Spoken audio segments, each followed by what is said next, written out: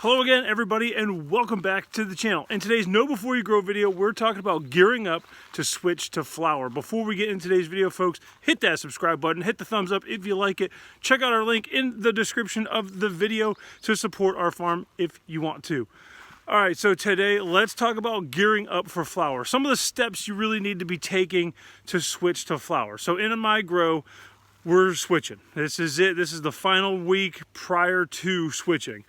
And what I mean by that is you really need to start laying the groundwork to switch. You just don't walk out to your tent and switch the light. That's not how you should appropriately switch to flower.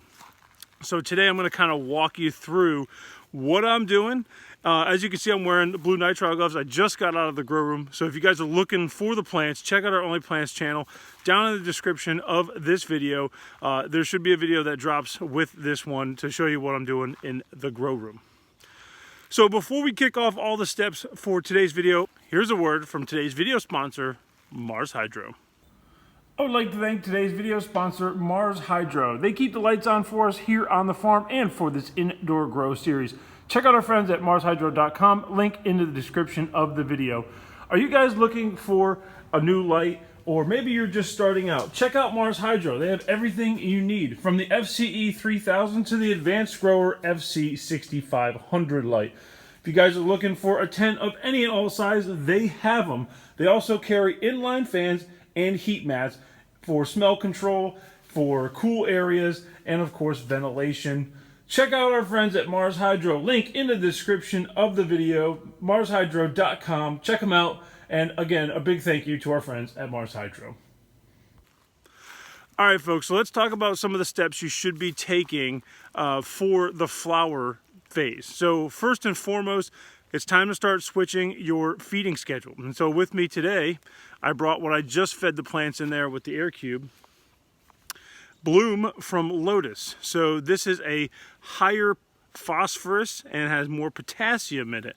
And the reason you're going to be doing that is because phosphorus is going to create more bud spots. Potassium is going to give those flowers that just gorgeous look to them, that real dense, healthy look. That's what you want. That's what phosphorus and potassium are going to provide. So switching your feeding schedule, getting that phosphorus in there before you switch to flower is going to be key. You're going to want to do it about a week to 10 days prior to switching your plant over to flower. The next thing you're going to want to look for is pests, stuff we've already covered. But if you're fighting a pest problem, push your flower date. It's not a hard thing in a schedule. You can wait. You should eliminate the pest problem before you switch.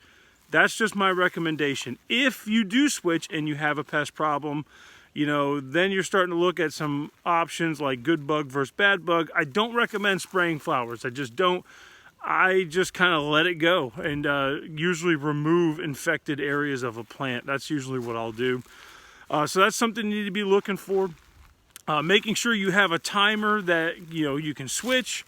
Making sure your light is good. Bringing your light to its full max potential. You should be running at 100% now on your grow light, and you're going to want to keep that for the flower phase. So you're going to want high intense light for a less amount of time. And that's stuff you need to have prepared for your getting into that flower phase. Things you need to be geared up for now. It's also time to start thinking about harvest equipment. I know it's a little soon, but flowering happens so fast, and this is one of those things where I talk about being prepared before it happens. If you don't have any harvest materials or trimming trays or, trellis netting or anything to hold up the flowers, if the branches start bending, like just a stake and twine, things that you should have on hand, these are things you need to have before you do it. Because, like I said, when things happen, they happen fast.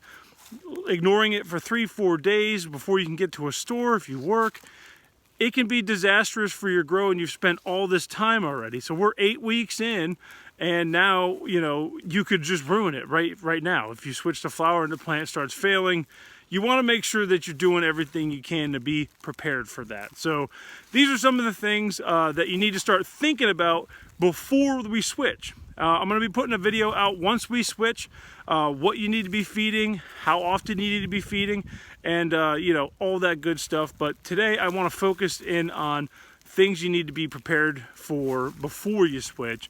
And like I said, pests, make sure those are eliminated, make sure you have the food, make sure you have all the things that you need. If you guys have questions, something I left out in this short video, leave them in the comment section below. I love answering those questions. I know I've been a little in and out lately on the channel. I'm trying to get back to speed. It's really busy this time of year outside the farm, trying to gear up for the outdoor season. So bear with me on that. I will get back to you when I can, but leave that question down in the comment section if you have one. You can always reach me on Facebook, Instagram, but I'm not there as much as I used to be either.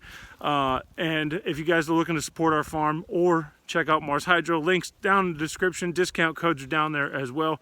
But folks, that's it for today. I hope you all stay happy, healthy, and I will see you in another video. Take care.